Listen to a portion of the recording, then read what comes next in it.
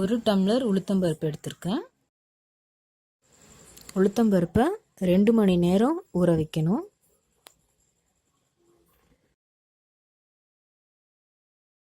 ரெண்டு மணி நேரம் பருப்பு ஊறினதும் நல்லா கெட்டியாக மாவு அரைச்சிருக்கேன். கெட்டியாக மாவு அரைக்கும் போது நிறையா எண்ணெய் இழுக்காது. தண்ணியாக மாவு அரைச்சோன்னா நிறையா எண்ணெய் இழுக்கும், பலகாரம் டேஸ்ட் இருக்காது. இப்போ நம்ம அரைச்ச மாவில் தேவையான அளவு உப்பு சேர்த்து கலந்துக்கலாம். பலகாரம் சுடுறதுக்கு எண்ணெய் சுட வச்சுக்கலாம். பலகாரத்துக்கு நான் 1/2 லிட்டர் பசும்பால் எடுத்திருக்கேன்.